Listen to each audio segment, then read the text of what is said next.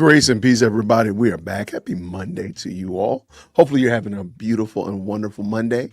And I wanted to get on here very quickly and discuss Don Lemon's charges as it relates to the Minnesota church riot, protest, attack, whatever you want to use, whatever term you want to use. So I want to look at this, and Nick Brooks recently did a review of the charges as well. So real quick, in case you're not familiar with the charges, just the general what happened, I want to go over those real quick, and then we're going to bring in Nick Brooks' video that he did a great job of explaining it. But I think I think this article might give you a little bit of context, just in case you're not familiar with it. So you all know, of course, Don Lemon. What about the charges against Don Lemon tied to the Minnesota church? I'm going to call it attack because I'm just going to do like they were doing, all right? So we got the former CNN anchor Don Lemon was indicted on Friday on federal civil rights charges related to his coverage of a protest inside a church in Minnesota earlier this month amid President Trump's crackdown on illegal immigration. All right. I think it's very interesting that they're trying to continue to say that Don Lemon was just there as an anchor, or there as a journalist, rather.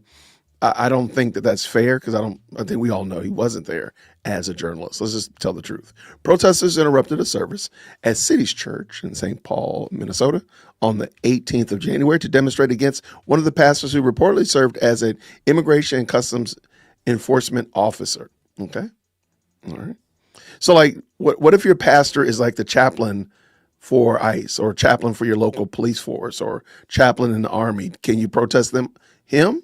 Like, to me, I think this is definitely my issue with this is that I hate to use a slippery slope argument, but it's a slippery slope that I think people don't realize. Like, if you invite this, if you allow this, then you do realize the other things that you're going to accept.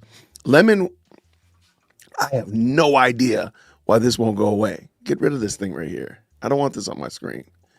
Lemon has maintained that while he was present at the protest, he was acting as a journalist. He was arrested late Thursday by federal authorities in Los Angeles. Several others, including independent journalist Georgia Fort, were also indicted in connection with the church protests. So I just wonder, like, can other people just claim, journalistic rights? I wonder, can we just say that? Like, oh, I was at this riot and I got arrested, but I was just a journalist because I have my cell phone and I was live streaming it, or I was capturing it to put up later on my channel. Like, I think that's definitely, what is it? How do you know that somebody's a journalist and a protester?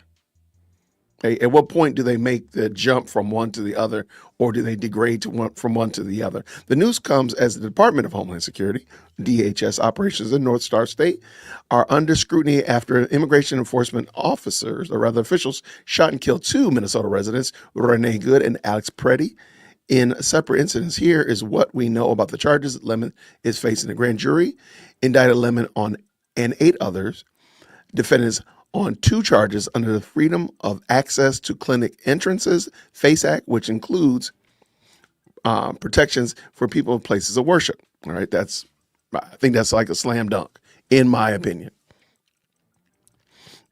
In 1994, the law bars force or force of threat that impedes a person's ability to exercise their right to religious freedom inside a place of worship and prohibits damage to the spaces.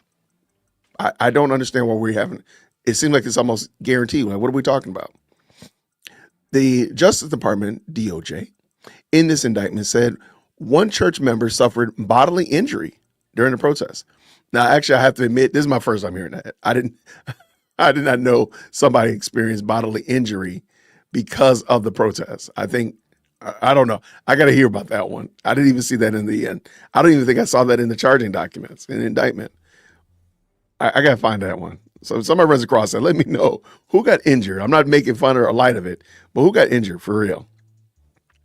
The FACE Act was originally proposed in Congress to protect people seeking reproductive health services, and it was typically been used to in prosecuting protesters who block entrances to medical clinics providing abortions. During the bill consideration, the amendment was added to the protection of religious freedoms as well. Okay, all right, let's go under the law. To me, I think that I don't actually like that law, if I could be 100% honest with you. But let us continue. I have no idea why they got so many ads on here. Under the law's penalties, first-time violators could face fines and up to a year in jail. People found to have violated the act more than once could face more severe penalties. And Don Lemon, of course, I think this is probably the first time he's ever really been tagged with that. So I don't think that we need to worry about multiple offenses. But I do think that there needs to be a clear warning. But let's go. What are the charges? Lemon and the other defendants were indicted in charges in conspiracy against rights of religious freedom at a place and are charged of acting to injure, intimidate, and interfere with exercise of right of religious freedom in the place of worship. The complaint also states that Lemon was involved in planning the protests.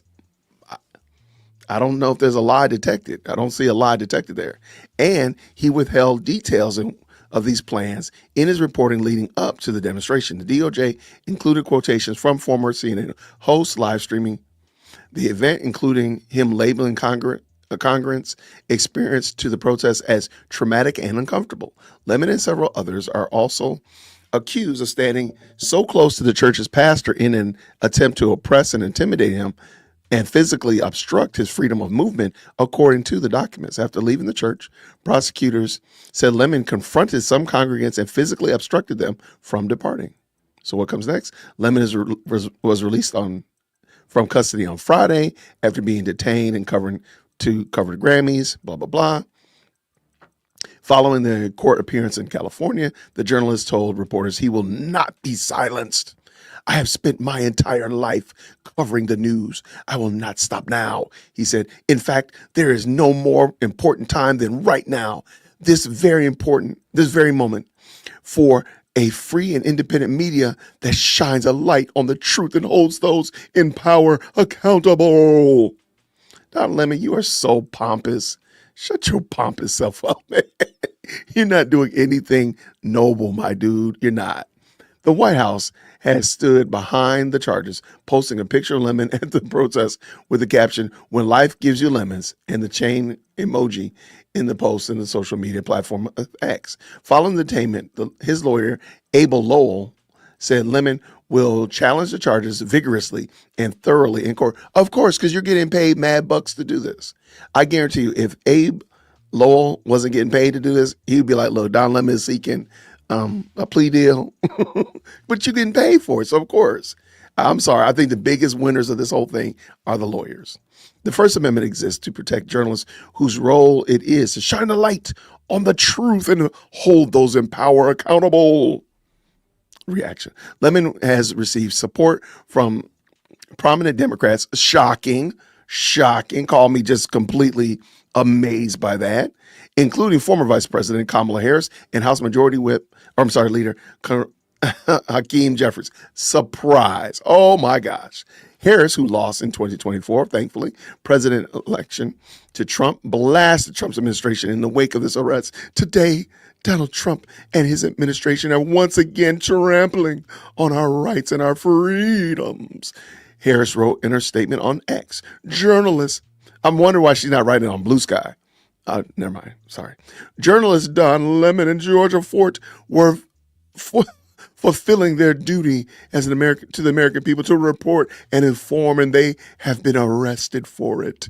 She added, Donald Trump continues to consolidate power and show a flagrant disregard for the rule of law.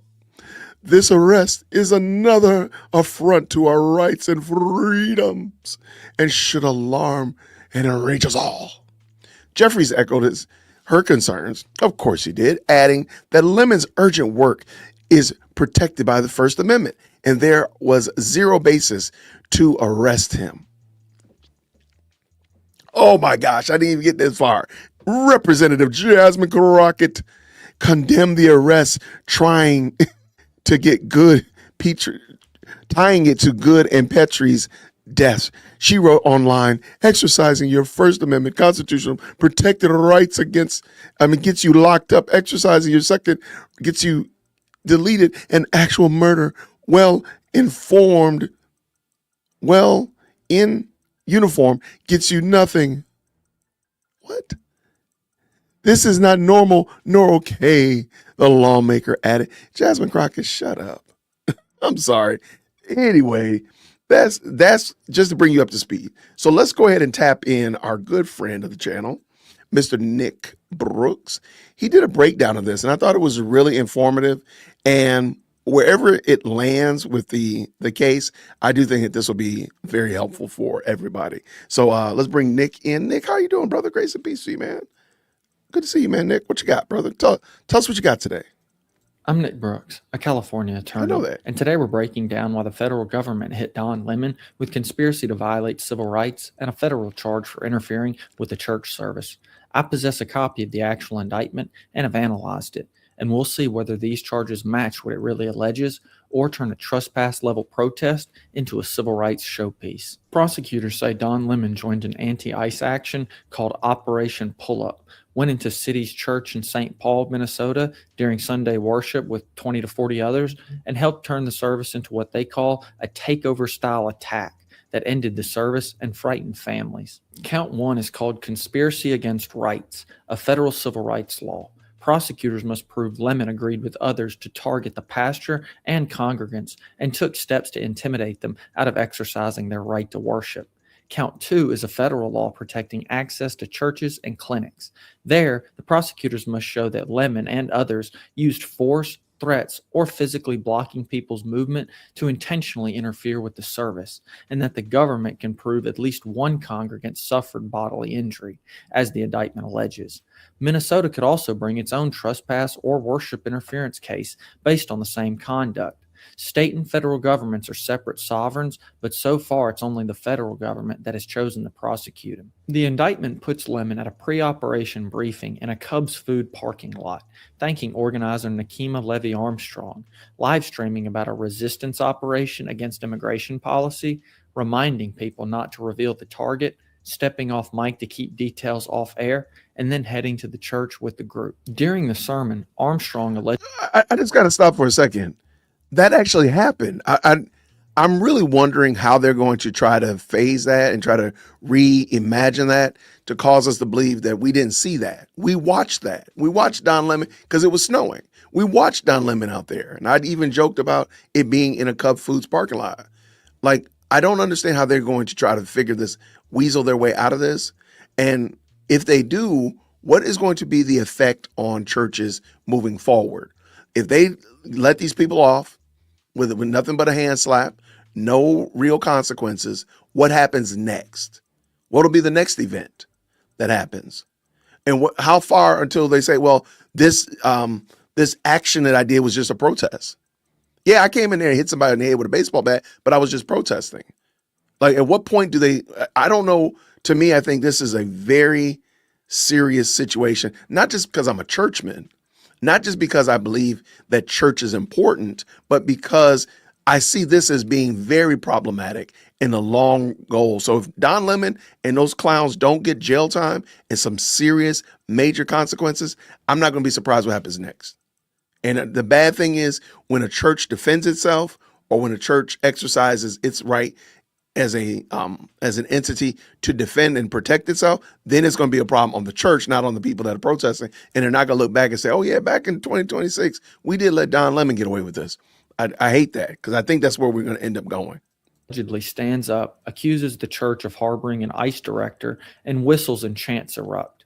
Protesters fill aisles and front rows. The pastor then tells them to leave, but the indictment says Lemon and others stay, block movement, and help shut down the service. As the protest plays out, Lemon tells his audience he sees a young congregant who is frightened, scared, and crying, and describes the atmosphere as traumatic and uncomfortable. He also remarks that police haven't arrived yet and that the operation is disrupting the service in real time. For conspiracy against rights, the government needs an agreement between two or more people to injure, threaten, or intimidate church members in their exercise of religion, plus overt acts. Courts treat it as a specific intent crime. Interfering with that right must be a conscious goal, not just a side effect. DOJ will point to the flyers, Operation Pull Up branding, the briefing, the two-wave entry plan, Lemon's secrecy on the live stream, and Lemon's comment that the whole point is to disrupt, as proof he joined a plan to shut down the worship itself, not just to film a loud protest about ICE. In the DOJ story, worship being stopped isn't collateral damage, it's part of Lemon's objective. For the worship interference count, the government must show that by force, threat of force, or physical obstruction, the defendants intentionally injured, intimidated, or interfered with people exercising religious freedom at that church, or tried to, and that one congregant was injured, as alleged in the indictment.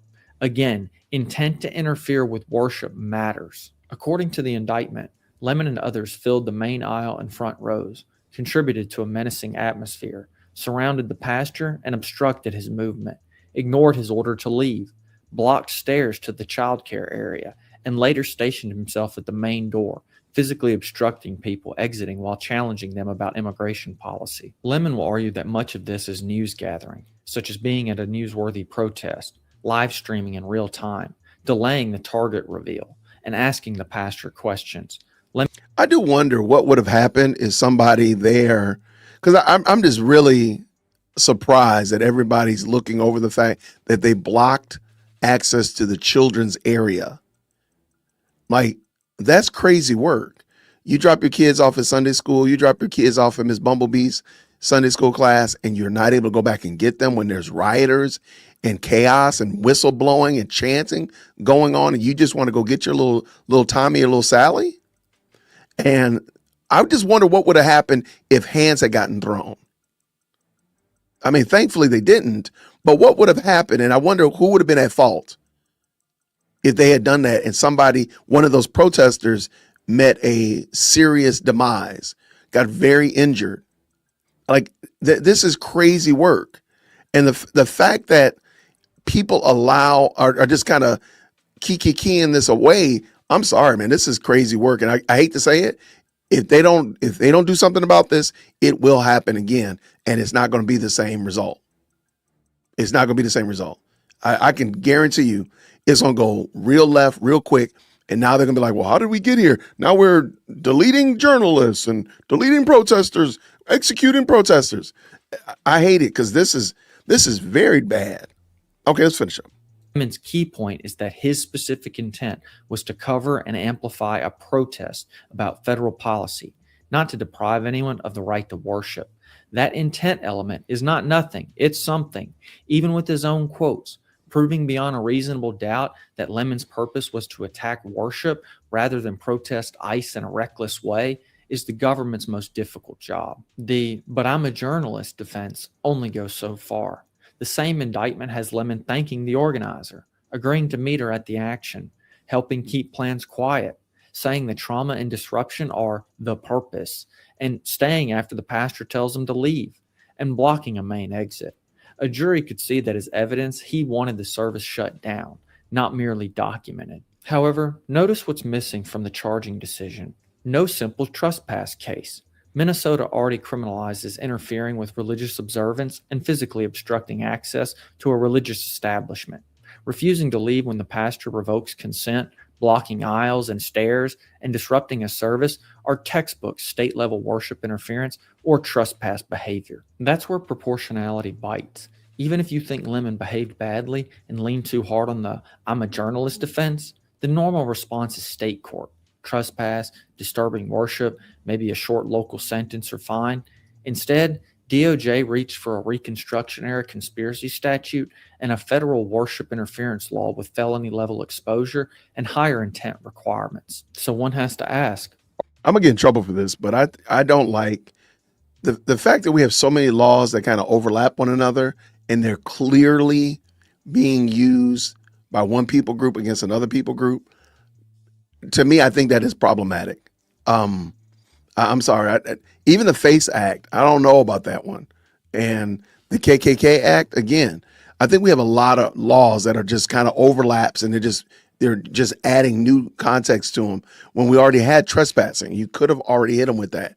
I don't think you needed, and you could have put, I think there's other laws that are already in place that you didn't need to make new ones. And I bring that up because I think the general trespassing would have been sufficient to hit them with. All these extras that are there now. Granted, I want them to get hit with them, but because they're there, I do think that they're going to be misused. I hate to say it like that. I think they're going to be misused because, or you know what, misunderstood. Maybe that's a better word, misunderstood. Because we have Don Lemon. They're gonna fall back on the most basic base defense. Don Lemon is a black alphabet mafia quote unquote man, and the church is a white evangelical church. So therefore, hitting him with the KKK Act is wrong because you can't hit a black man with the KKK Act. That's what they're going to do, or the FACE Act. Again, same thing. Don Lemon professes that he's a Christian, which he's not. And the church, they're going to say the church isn't Christian because the pastor holds to this idea of works in this role at ICE. So therefore, the church can't be a church. So therefore, Don Lemon's quote unquote Christianity supersedes. I could hear them making that argument. I know that's crazy work, but I can hear them making that argument. And so that's why I'm wondering about some of these laws. We've put them in place at a time, and we put them in, there was a time and space when they made sense, but now I feel like they're being used in the wrong way. I don't see why the KKK Act is not the same as the FACE Act, in my opinion. I don't know. I have no idea. And I think the FACE Act is misused a lot of time anyway.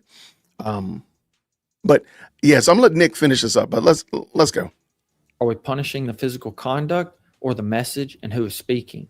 If this same blocking and refusal to leave would usually be handled as trespass, at least some people will see upgrading it to conspiracy against civil rights because it's an anti-ICE protest with a famous journalist narrating as serious overcharging with First Amendment implications. A fair middle ground is that Lemon likely pushed beyond neutral coverage, joining a pre-planned action, ignoring the pastor's order to leave, and blocking exits are not harmless, and a jury could find he intended to help the protest succeed. But that still doesn't automatically make him the kind of actor these federal civil rights laws were written for, especially when his core purpose can plausibly be framed as protest and journalism rather than religious persecution. Legally, expect aggressive motions arguing these statutes cannot be stretched to criminalize this mix of protest, speech, and relatively low-level obstruction without chilling legitimate reporting. DOJ will say this wasn't just speech, that the fear, blocked child care access, and surrounding the pastor showed targeted interference with worship, and that Lemon's own statements prove he intended that outcome, clearing the specific intent hurdle. Whatever you think of Don Lemon, the precedent matters for reporters who embed with protesters. If coordination, secrecy, and being close to a disruptive action can be treated as evidence of a civil rights conspiracy, journalists may be hesitant to get close. At the same time, this case warns that if you actually join the operation, such as physically obstructing people while pushing your message, I'm a journalist won't automatically shield you when your own words sound like you wanted the disruption. Reading the indictment, there's enough here that a state prosecutor could comfortably bring trespass and interference with worship charges.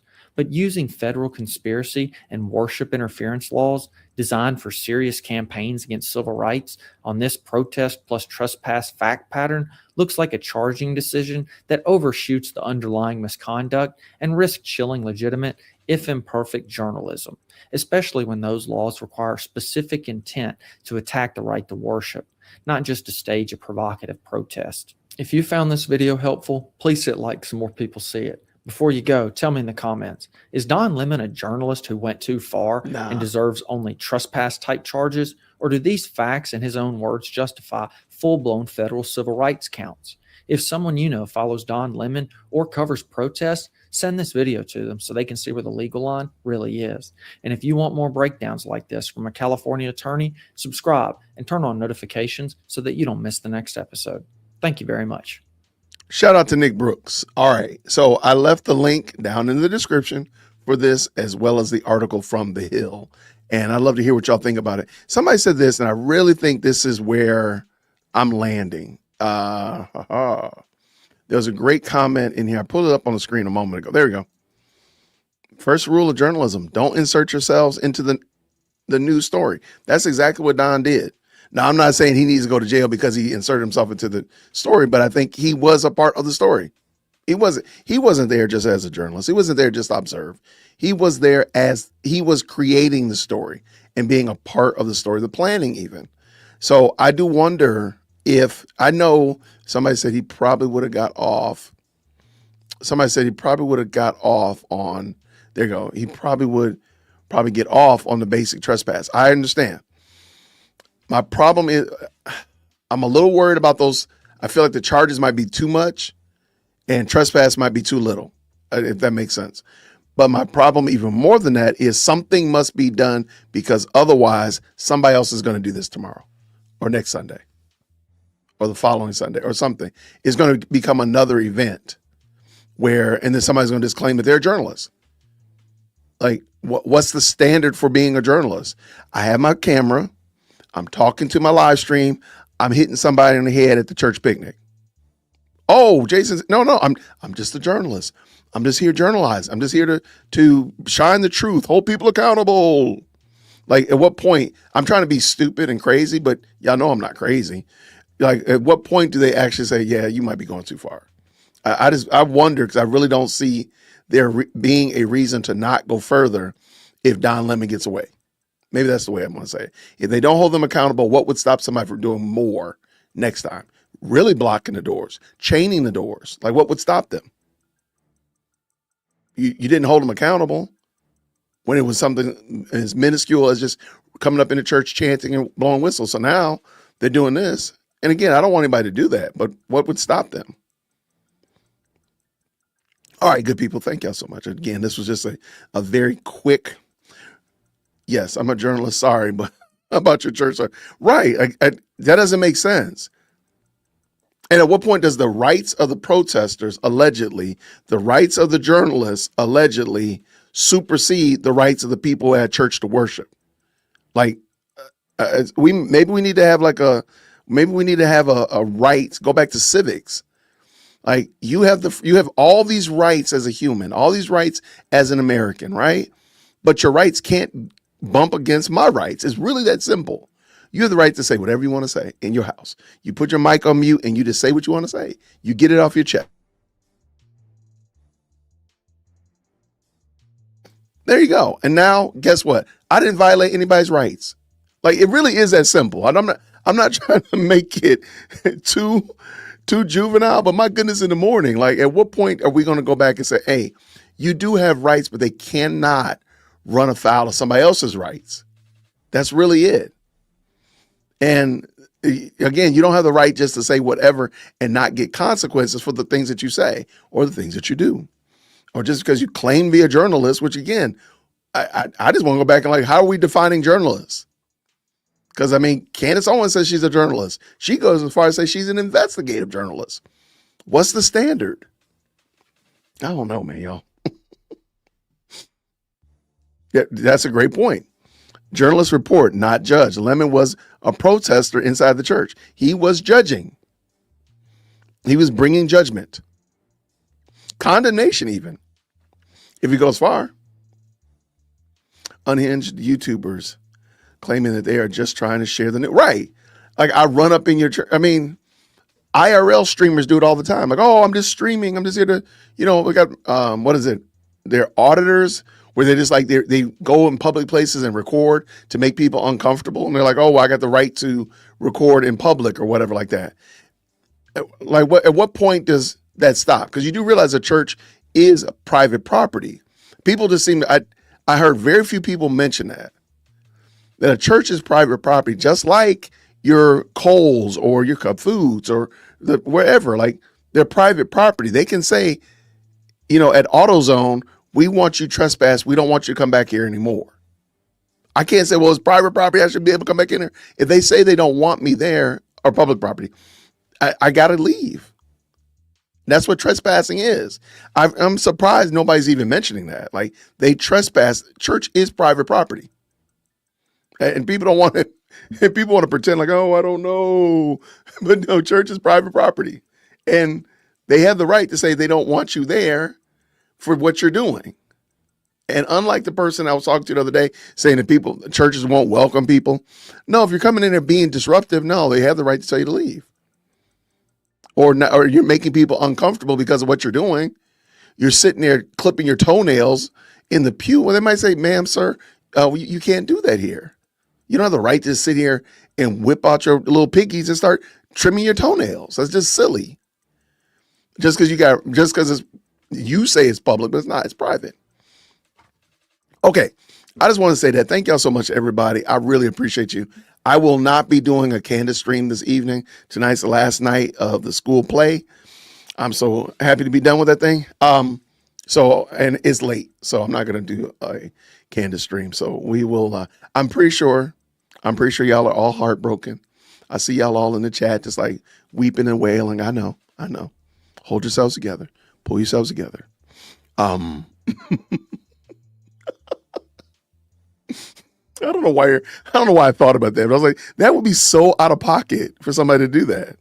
That would be so out of pocket for somebody to just whip out their little piggies and start clipping their toenails in the church. Like, that would be crazy work. And it'd be nasty. Like, that's terrible. I know. I see it. I see y'all. I see you. But I bet you don't do it though, do you?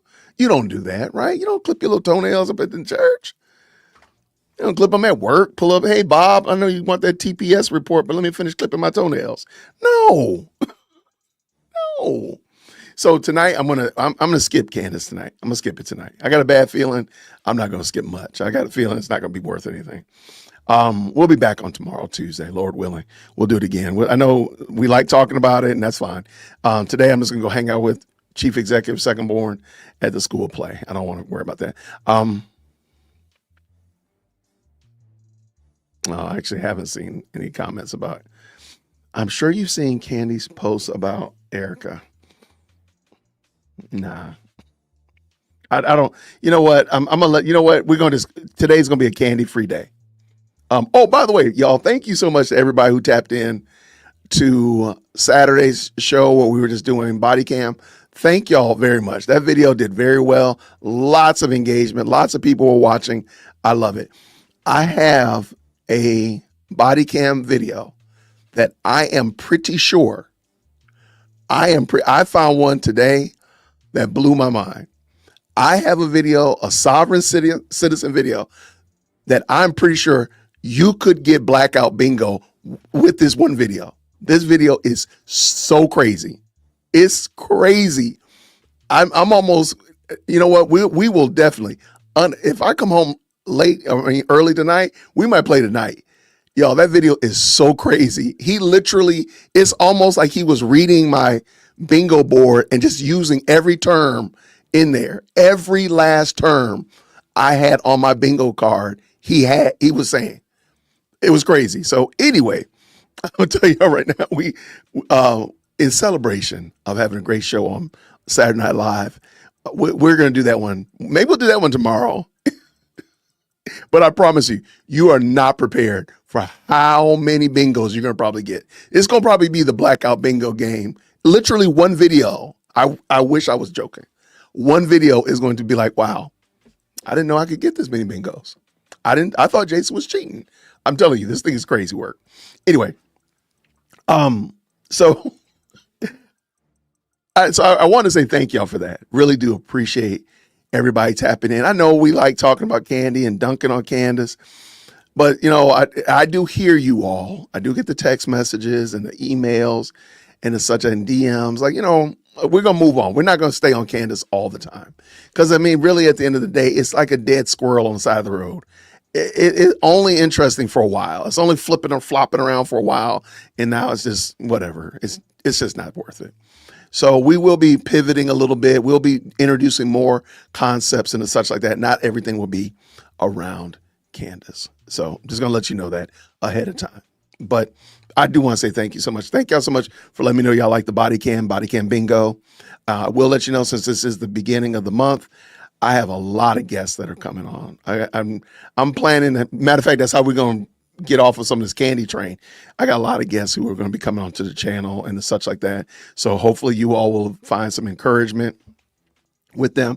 I have some mental health experts, A couple pastors want to come through, an author. We got a lot. We got and some of your favorite content creators. There's some content creators. As soon as we have them locked down, I'll let you know ahead of time. But we're going to have a lot. This is going to be a great month. So Lord willing, we have a great month of February. Thank you for an amazing month of January. Start the year off strong, and that we're just going to keep going. We're going from strength to strength, right? So thank you so much. Brand new subscriber, Rebecca, thank you so much.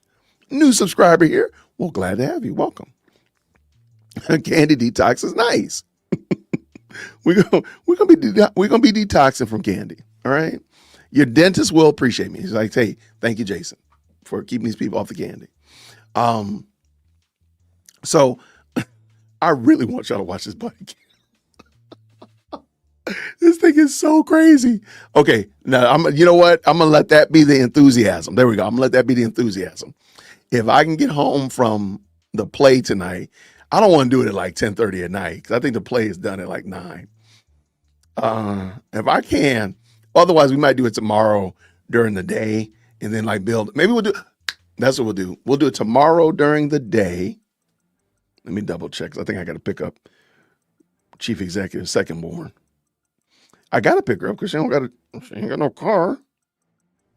I got to pick her up from school. Darn rabbits. All right, I got to pick up my big girl. All right, so we'll probably do it at like 4:00. But I promise you, y'all will love it because I'm telling you, you've never got this many bingos back to back to back. I'm telling you, that thing is. I was like, this is crazy. I thought it was a skit. Like the video is so bad, I thought it was a skit. That's how bad it is. But y'all will love it though. Anyway. All right, I'm going to get out of here. You all have a great Monday. Get out there, do something wonderful, all that kind of good jazz. And I will, again, I'm not doing Candace today. I do have a Candace video dropping, but I'm not going to be doing Candace today. I'm not going to be doing her live stream. And again, please email management if you're heartbroken about it or whatnot. Buy a hoodie if you're not heartbroken about it. I appreciate y'all. Everybody have a fantastic rest of the day. I'll see you real soon. Grace and peace. Thank you so much for tuning in to another episode of the Jay Witt Podcast. If you enjoyed today's show, please do me a favor and hit me up with that 3-piece special. Like the video, subscribe, and of course, share it with somebody who would also enjoy this type of content. And make sure you leave a comment because I do pin the best comments to the top. So thank you so much for tuning in today. And until next time, everybody, grace and peace.